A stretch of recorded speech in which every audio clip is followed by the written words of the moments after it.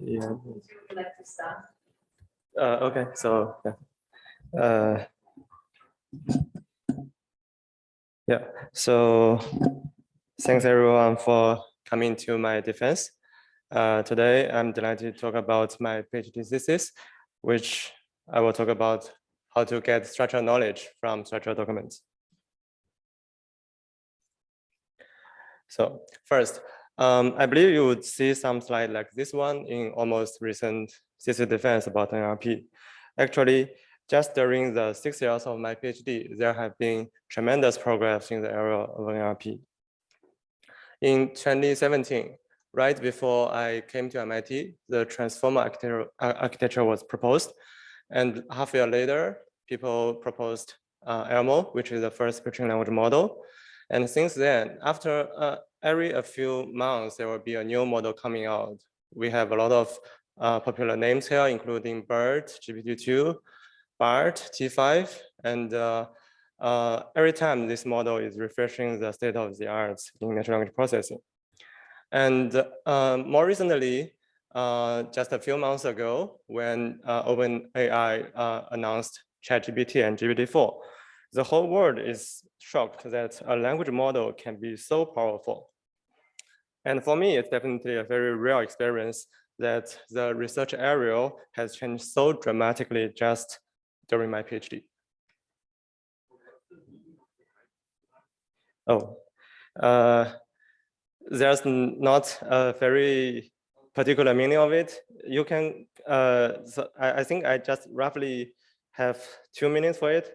One is the size of the model, and the second is the relative performance of the model, but it's not very quantitative measured.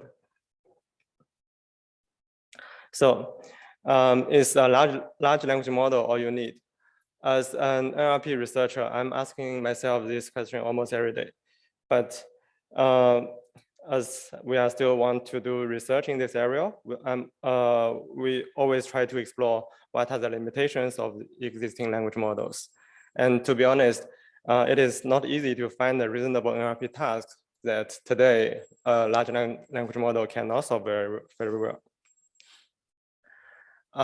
But today I hope to convince you about one problem that is still worth investigating, which is structural documents.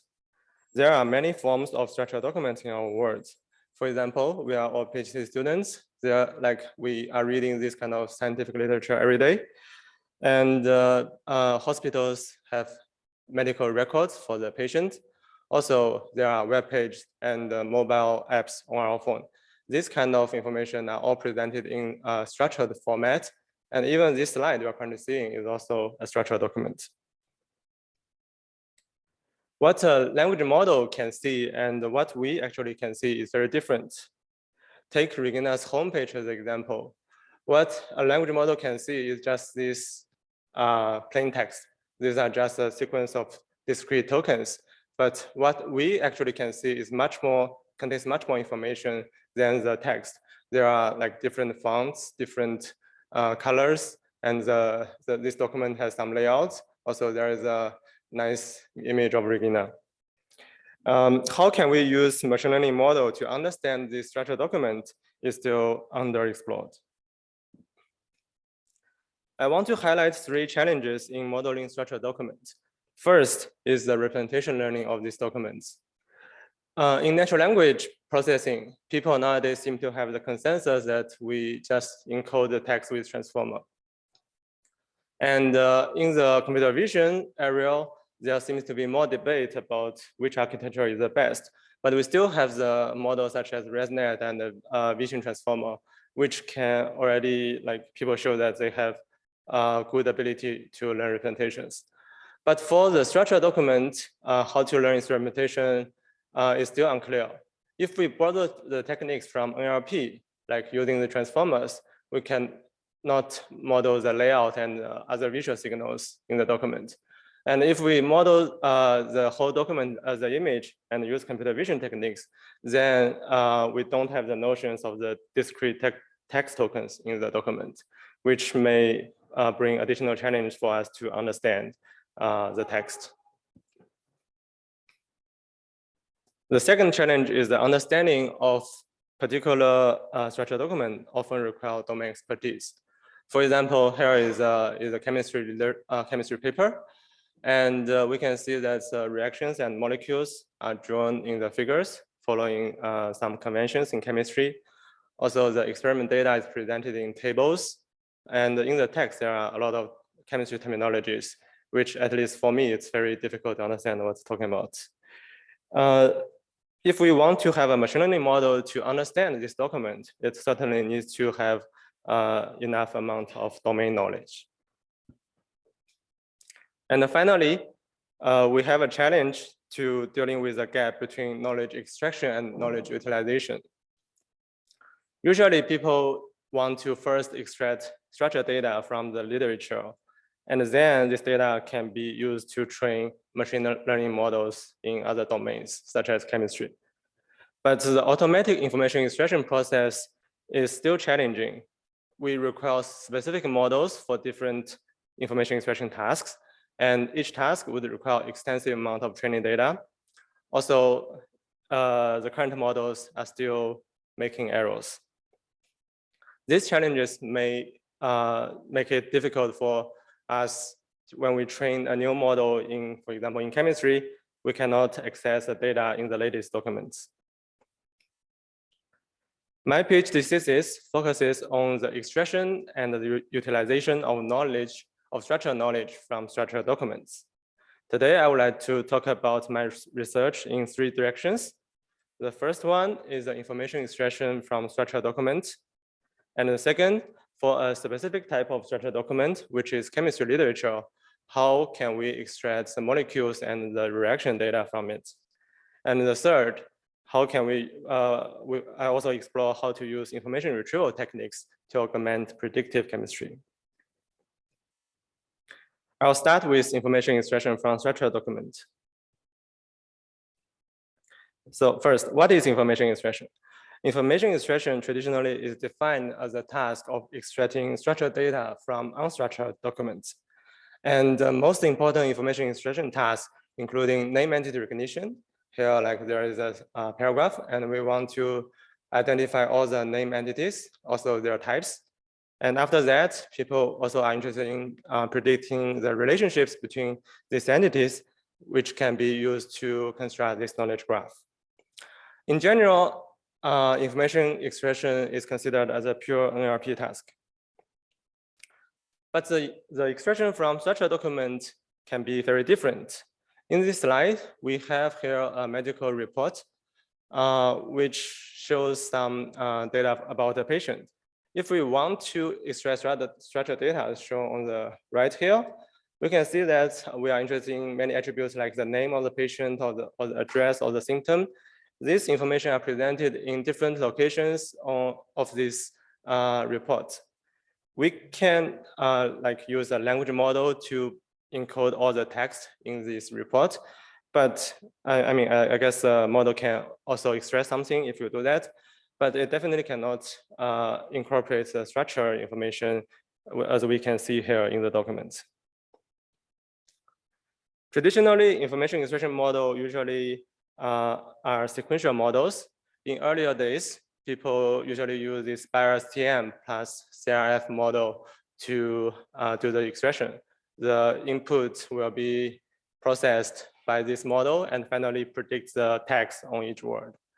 After BERT is introduced, now people can replace the BioSTM model with a more stronger BERT model, but the machine learning formulation for this task is still the same. Both models consider text as the sequence of tokens. We propose a graph-based information extraction framework. From this report, we construct a graph. Here, each node of the graph is a text box, and we connect the text boxes by their horizontal or vertical connections. In this way, we can abstract the layout structure of this document as a graph. Then this graph will be processed by our Graph-IE model. The model first used a recurrent neural network to encode each text box into a hidden state. Then we will use a graph convolutional network to encode the graph structure. Finally, this graph representation is used for word level tagging. The architecture finally looks like this. The core is this graph module. It's a graph convolutional network, learns the graph representation, captures the structure of the document. Finally, this information is utilized by the decoder to predict the tags on the word. We do experiments on a data set of adverse effect case reports where we have medical records from different hospitals covering more than 15 templates. And we want to extract about, we want to extract 8 attributes from it. The results here can show that compared with the traditional BIOSTEM plus F model, the GraphIE model makes a big improvement, especially when we train the model on some templates and evaluate in some other unseen templates. The model has significant improvement because our model models the structural information of the document. It can identify the true reason for extracting some information, so it generalizes better. Although we used LSTM in this model because this is done before BERT is introduced, and nowadays LSTM is already sounds like an ancient technique which people used in the last century. But this graph-based information extraction idea still applies with more advanced models. For example, I think last year people from Google developed this FormNet model, which essentially used the same document graph idea. You can see here that the graph they constructed is very similar to ours, but just apply the transformer model on these graphs. And it is now used in industry. For example, Google have this document AI product, which can be used to help people to parse different forms or invoices.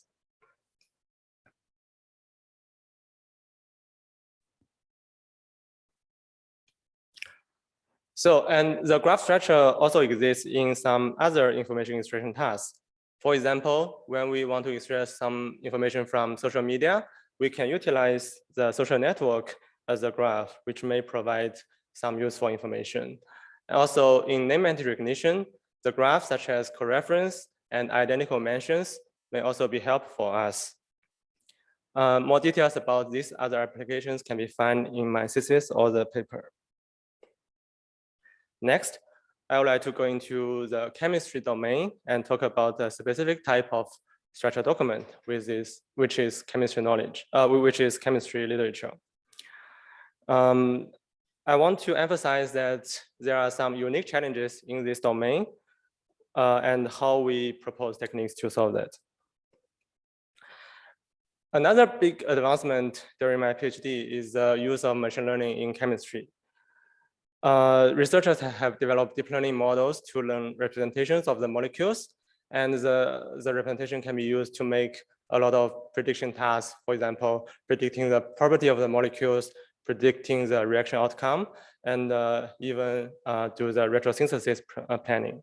And many of these breakthroughs actually started here at MIT from Regina, Tommy, and Connor's groups. The success of these chemistry models are based on the availability of this chemistry database. We have large amount of reaction data now in the database such as RexSys and PubChem.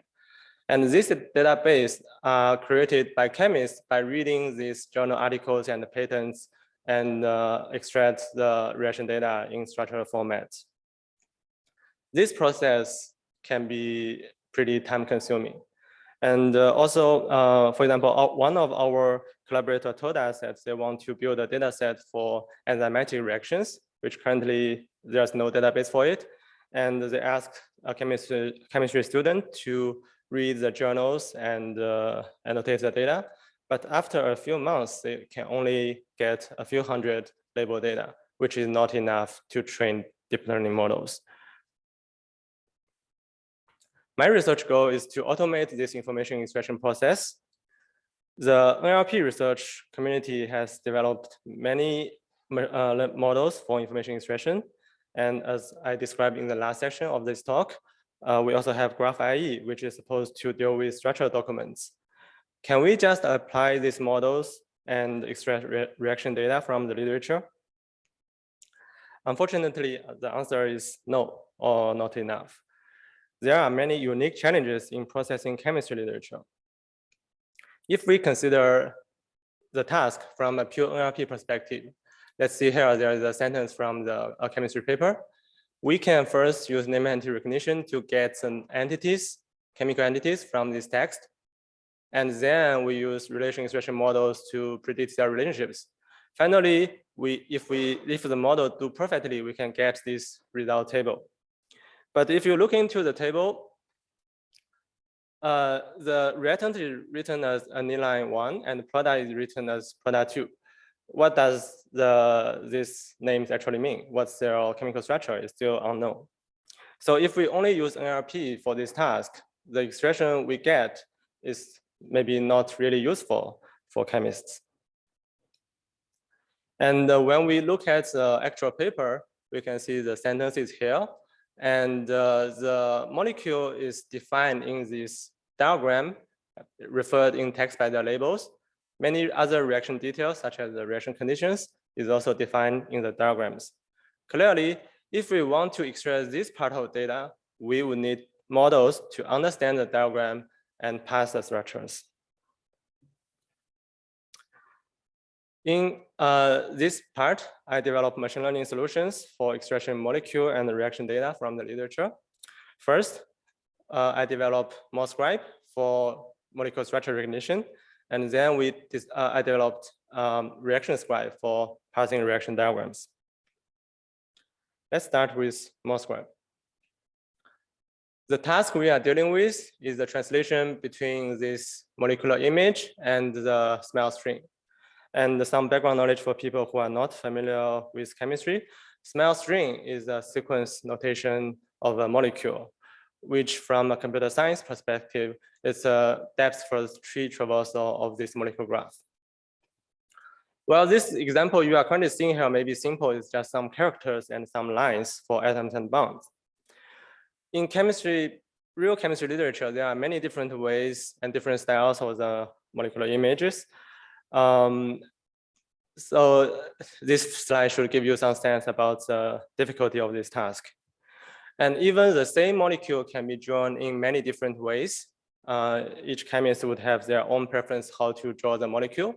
And the machine learning model would need to be able to handle the different drawing styles, the different image quality, and recognize notions such as the chirality and the abbreviations. To deal with this task, we proposed MoScribe, which is an image to graph generation model. The overall workflow is basically 3 steps. First, we try to predict the atoms and the bonds, also the geometric layout of this molecule from the image. And then after we have this prediction, we construct this molecule graph by connecting atoms and bonds. Finally, when we have the graph, it can be very easily converted into a smell string. And the model has this encoder-decoder architecture. The graph decoder here consists of 2 parts. The first part is an atom predictor, which auto-regressively generates atom labels and coordinates as discrete tokens. And the second, we have a bond predictor, which predicts the bond between each pair of the predicted atoms. While constructing the graph, we incorporate symbolic chemistry knowledge. For example, we determine the chirality of the chiral atoms based on the coordinates and the graph structure. As there are very clear chemistry definition for it, we can just apply the definition and get the chirality. Also, we use dictionary and some heuristics to expand different types of functional groups, abbreviations into the actual structures. To train this model, we generate synthetic image with chemistry tool. and also utilize available images from patent data. With all this data, we have a comprehensive data augmentation strategy to make sure that our model, our training data covers a wide range of different styles. This slide shows the recognition accuracy of MoScribe compared with previous models. MoScribe is shown in the yellow bars, and we evaluate on a wide range of benchmarks, including synthetic images generated by 2 different software, patent images, and also molecular images from journal articles. Compared with previous rule-based system and existing neural models, our MoScribe outperforms them in all the data sets and has consistent and robust performance across these benchmarks. And we also see that our model particularly improves the performance on chiral molecules because a pure model can often make mistakes on these examples, as it requires some reasoning over the graph, which may be still challenging for neural network models. And our model can also provide the confidence of its prediction, which can be used to identify which part of the model, which part of the image, if the model is confident about. And it can also be utilized, the confidence of the entire structure can be utilized to achieve better precision recall trade-off of the expression. We also did a human evaluation where we consider 3 setup. In the first setup, the chemist is given this image, and the chemist is asked to get its smell string. And the second setting, we provide the predicted smell to the chemist, but as the smell does not preserve the layout structure, it cannot see the exact same way as the image. And in the third setup, which is a prediction of our model, we can see the graph can be aligned with the input image atom by atom. And compare the time they will need to correct the predictions. With our graph prediction, we can significantly reduce the time to do this task. After the molecular extraction part, I would like to talk about how to extract reactions from the diagrams.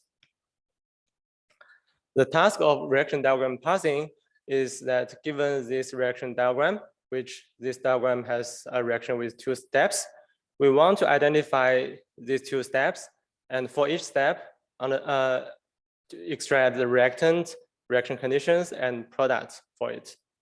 And finally, we want to have this structured reaction data.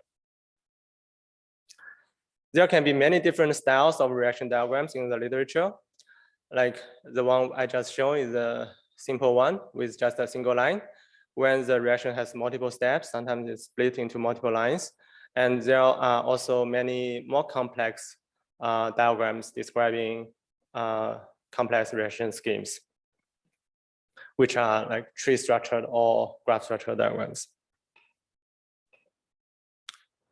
This task is very challenging structural prediction task because in the diagram, we don't know how many reactions are there in this diagram. And for each reaction, there also can also be a very number of reactants, conditions, and products. So it is not easy to formulate it with machine learning. And previous approach typically do it in 2 steps. First is to do the entity detection, try to find all these chemical and text entities from the image. And then they have some method to assemble these entities into reactions, which currently is mostly based on rules. On the right, I showed the pipeline from a model developed by people from the University of Cambridge. It is actually quite sophisticated model, which involves many image processing modules and chemistry heuristics. And when we test this model on the diagrams we collected from the literature, we found that it's actually not performing very well.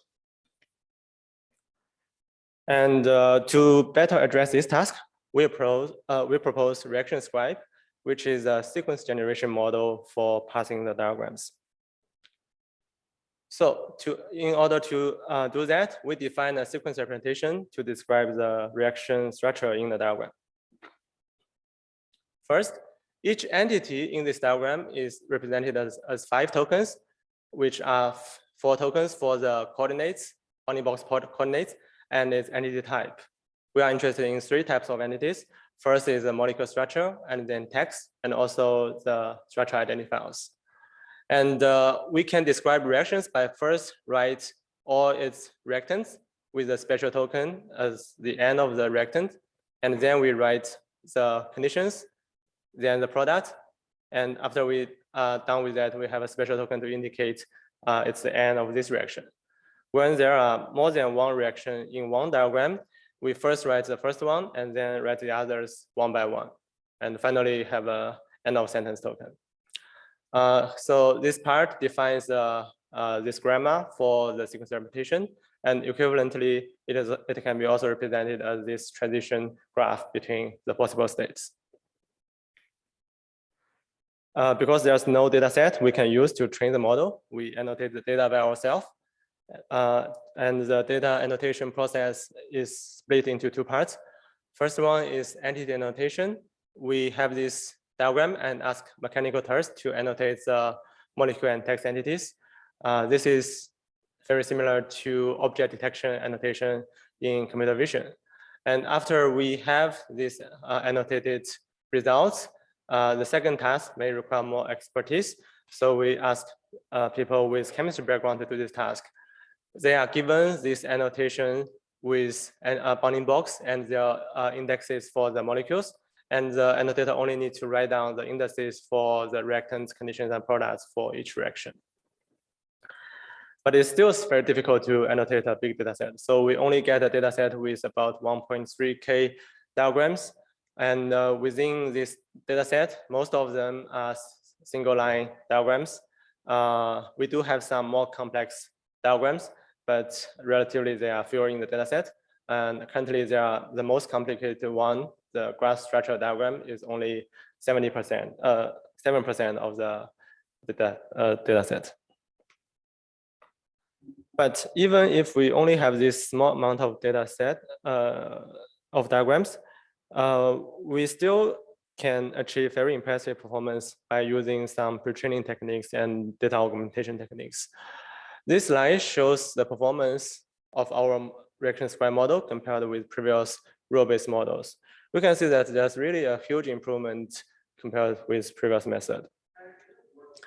One of the reasons that our model works so well is that it can handle diagrams in different styles. While previous models, they mostly focus on the simplest case, the single line diagrams. But even when we look at the single line diagrams, our model can achieve like above 90% F1 compared to previous model 19% F1. It's still a big improvement. And here I show some examples to give you some sense of our model's performance. In this first example, which is a very simple diagram, the molecule and the arrow are clearly separated. Our model and previous model can do it correctly, but like when it gets more complicated, then the previous model starts to mistakes. For example, it's missing the reactant here, and in this example, the bounding box for this molecule is wrong, so the entire prediction is wrong. But our model can handle all these cases accurately. We analyze the performance on the 4 different styles. We can see that when the diagrams get more complex, the performance starts to drop. But even on the most complicated graph style diagrams, we still have above 65% F1, which is reasonable because these diagrams are just more complex for anyone to understand. So their performance expected to be lower. And also we have very few data for these diagrams in our data set. So for the most complicated graph structure diagrams, here I show more examples of what can we possibly see from the literature, which you can see that there are really a lot of variations of how people present these reaction schemes. And we only have like about 100 diagrams of this type in our data set. but we can expect the performance should be able to continue improving if we can have more training data. After describing both mode scribe and reaction scribe, now we can put them together. Given this reaction diagram, we first use the reaction scribe model to predict the reaction structure. And then the molecules will go to the mode scribe. The text will go to any OCR tool to pass their content. And finally, we are able to get the structural reaction data. And both models are now available online. We also developed demos on Hugging Face, where chemists can just upload an image of their molecule or reaction and see the model's prediction. Next, I would like to talk about the third part of my thesis, which is retrieval augmented predictive chemistry. In the previous two parts, I talked about how we can do information extraction from structural documents, and in particular, how can we extract from chemistry literature. And in the conventional opinion, people want to first extract information from these articles to get structural database, and then use the structured data to train machine learning models in chemistry. But there are still some problems in this process. The information extraction process is not 100% accurate. Although we have models like mode scribe and reaction scribe, they are accurate, but it's not 100% accurate. So there still need to be human involved in this process to correct these extractions. Although I believe that the performance can be further improved by continued effort in the research community, but we would also like to explore an alternative direction. We know that there are abundant knowledge in these structured documents, but do we have to convert them into structured format? Can we just try to utilize the knowledge in the raw literature data? We investigated this idea of directly augmenting predictive chemistry models with natural language data retrieved from the literature.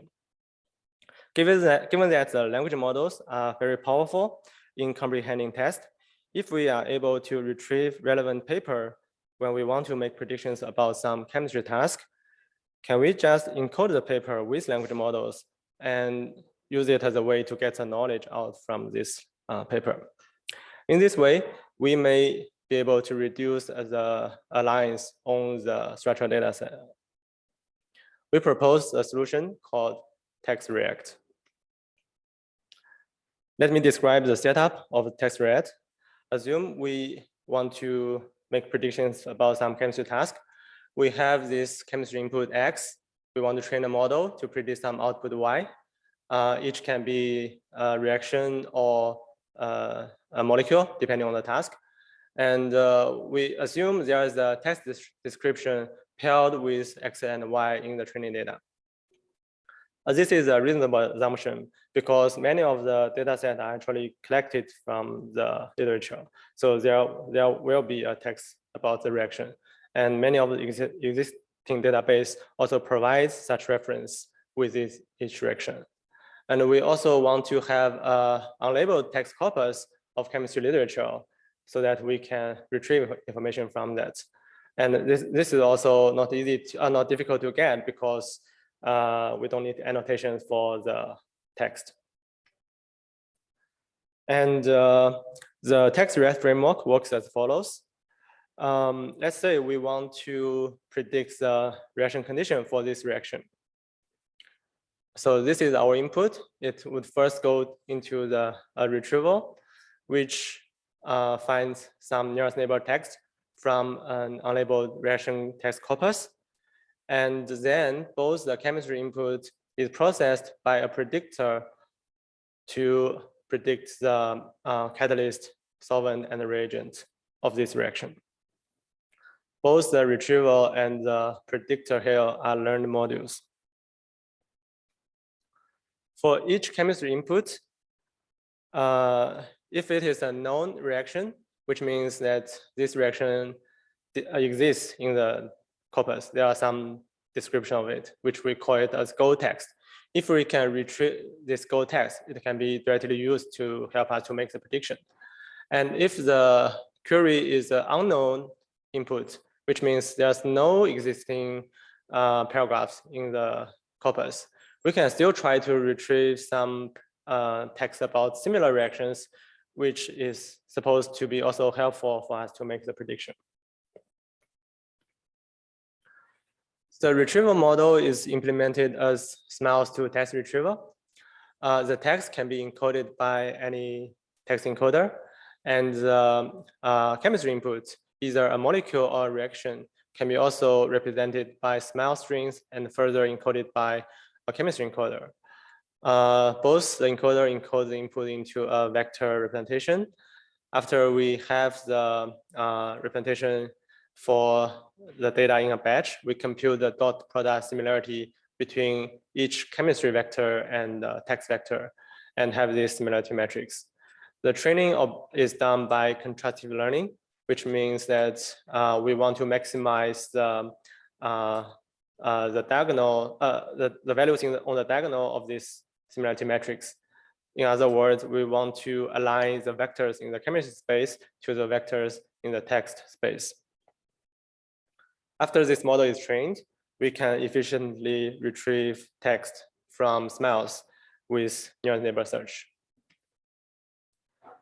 And the predictor integrates both chemistry and natural language input to make the prediction. We adopt a very straightforward formulation where we just we have these smiles for the chemistry input, and we retrieve some text, nearest neighbor paragraphs. We concatenate them together, which is then processed by a transformer model. And finally, the decoder generates the chemistry output. Depending on the different tasks, the output will have different formats, but the framework has this the same format. To provide more incentives for the model to learn the interactions between chemistry and text, we also add an auxiliary masked language modeling objective. To do that, we randomly mask some parts of the text or the smiles and ask the model to uncover this masked part. With this objective, the model sometimes needs to infer the smiles from the text, sometimes need to infer the text from the smiles. So the model is encouraged to learn the interactions between these two parts of input.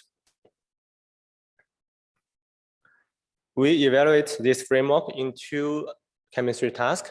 The first one is reaction condition recommendation, where the input is a reaction and we want to recommend conditions for this reaction.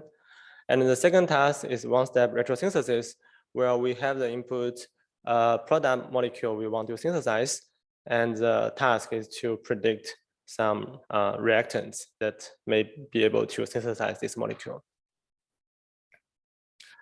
On both tasks, we evaluate in two settings. The first setting is random splitting the dataset, which is a common setup in existing works. And we also try a more challenging setup, which is splitting the dataset based on the yields when the reaction data is published. In random split for reaction condition recommendation, we can see here that the yellow bar is when we retrieve from the four corpus, where if we are able to retrieve the text description for each reaction, we can utilize it and get a significant improvement compared with previous models. And even if we consider a more challenging setup where we remove all the goal text from the corpus, our model can still have substantial improvement compared with the chemistry-only model by retrieving text for similar reactions. And this improvement is consistent in both random split and time split.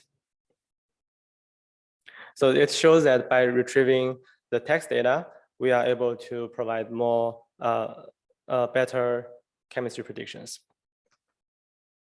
And for one-step retrosynthesis, we also do it in the two splits. When we retrieve from the four corpus, we can see the same improvement on both settings. But I want to note that when the Go text is removed, which means when we want to deal with novel chemistry input, sometimes there's no improvement compared with the chemistry-only model. And it is actually reasonable because if you think about it, when we, like, for example, if we only train the model with the data before 2011, but we want to train the model to predict the reaction that it discovered in 2015. Even we let the model to look at the historical literature that is published before 2011, it's still very challenging for the model to make correct predictions. I mean, if the model can really make this prediction, because this is new patent, then the model can maybe also get itself a patent. Finally, to summarize, in this thesis, I talked about graph-based information extraction model to extract from structured data. And moving to the chemistry domain, I described how to extract molecules and reactions from the diagrams in chemistry literature. And finally, I introduced how to use information retrieval techniques to help us to directly use natural language data to make chemistry predictions. Together, these three works show us how can we derive and utilize knowledge from structured documents. Okay, now I would like to acknowledge a lot of important people during my PhD. The first one is my advisor, Professor Regina Bazilay. So recall my first slide where Hannes asked a question. I showed that there's a lot of progress in NLP over these years. If you ask me to say another thing that is comparable to this progress, I would say this is a number of the awards Regina has received. So from MacArthur Fellow, ACL Fellow, Shuai Fellow, to most recently elected as AAS and NAE member. These are all tremendous honors for a scientist. Every few months, I think we need to prepare a celebration for Regina for this award. And the most impressive thing about Regina is not just these titles, but it's really her brilliant vision and high standards in research. 6 years ago, when I just came, when everybody else is very excited about NLP, and Regina is also a very successful person in NLP, Regina started to realize the limited space of this area for academia and transfer to other more challenging areas, which is underexplored, and we can maybe make more contributions.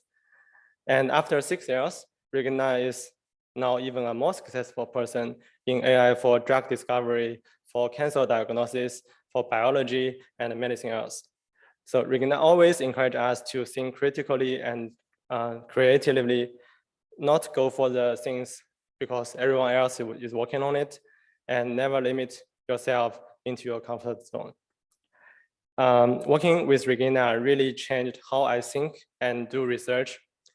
And I can truly see that why so many big ideas can come out from MIT and how serious research really impact the world. I will be always grateful for this valuable experience. I would like to also thank my other community members, Tommy and Connor. Tommy is one of the smartest people I have ever known. He's really an expert in almost every area in machine learning. Although I didn't have a chance to really collaborate with Tommy too much during these years, but I can really see Tommy's brilliance impact the research in our group.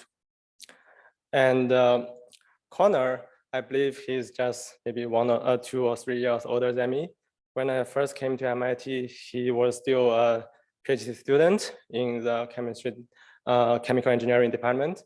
We even worked on some code together for the ASCOS platform. But after these years, he's now already a faculty at MIT and also a well-recognized pioneer in AI for drug discovery. I'm fortunate to have all these 3 amazing people as my thesis committee. I also want to thank a lot of mentors and collaborators over these years who I met at MIT at Tsinghua University, also at Google. Another thing that is special about my PhD is COVID, which happened right in the middle. And unfortunately, I had to stay in China for almost 2 years. I visited my previous lab in Tsinghua, and I'm very grateful for the support by Professor Jie Tang. And I really learned a lot from the smart and hardworking people in his group. Thanks everyone for helping me and inspiring me over these years. And the most incredible thing about MIT is the amazing people here. For quite a while, I was the youngest student in this group, and now I'm one of the most senior ones. I'm fortunate to meet all these great friends here. Also, my friends in college and in high school. Thank you for the help and support all these years. The PhD it's probably never easy for anyone, but my friend has made my life at MIT a pleasure. I would like also to say a special thank you to Manchichi, Saber, and Yumi, which are also here today. They made my last 2 years at MIT a really enjoyable experience. And for me, they are probably the best thing at the East Coast. Thank my dear friend Yujie and Rachel for bringing them to the office every day. After the defense, I think you can hang out with them if Rachel allows you. And also thanks to Aria, who is now on the West Coast. I hope to meet her there. Finally, no words can express my gratitude to my family. I have for more than 20 years, I have grown up from a child in an ordinary Chinese family, and today I'm defending my PhD thesis here in the best university in the world. This can never happen without the love and support by my family. Now I would like to conclude my presentation. Thank you.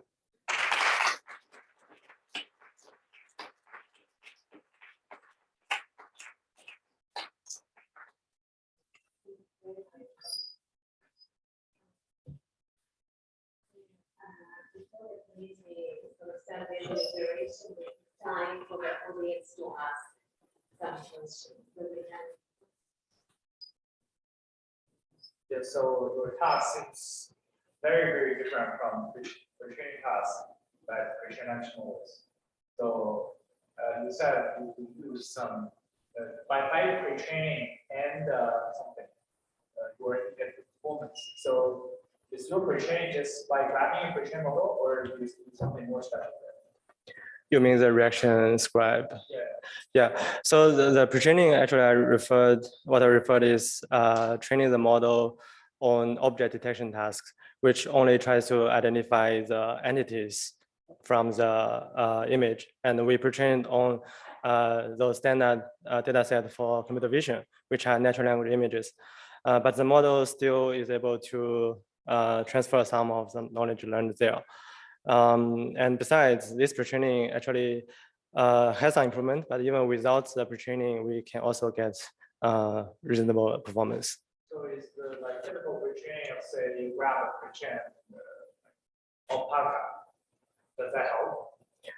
So what's your experience with that? Like just purely pre-train over web text. So I guess you're talking about basically you pre-train from scratch. Yeah. Do you think any of these foundation models? Yeah, okay, I will talk about this foundation model here. This is a model which is proposed by people from Google last year. And what they do is they take the input as pure image. Like the website, they convert it into a pure image. And they try to have some objective to uncover the text and HTML text in this. So this starts to show us how can we have a comprehensive pre-training model for this. But this is not what I refer to in my presentation. Yeah.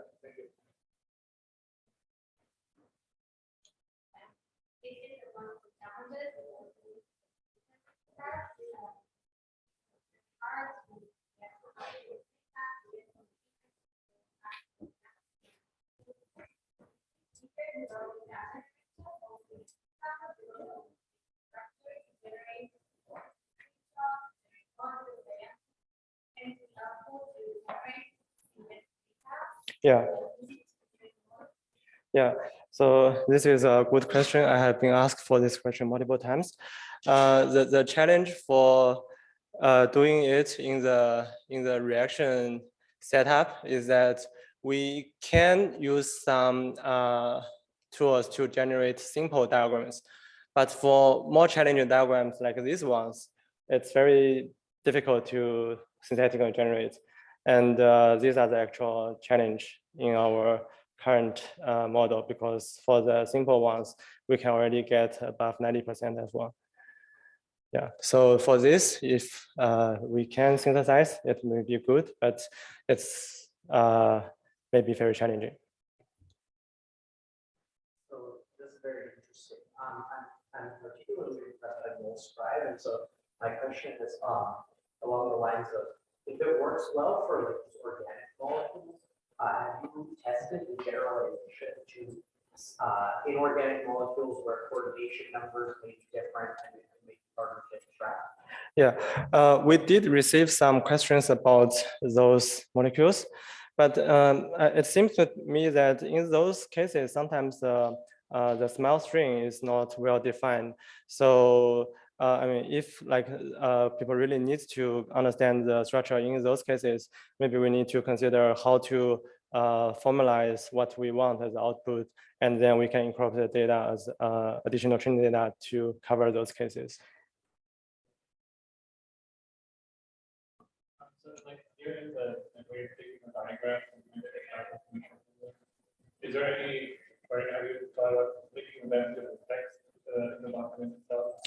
Yeah, so this is something we are trying to do.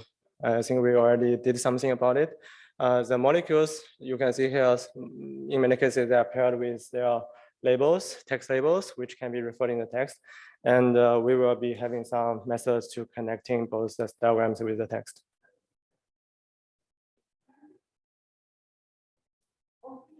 So thank you very much for attending, and thank you, Yujie, for amazing. Thanks everyone.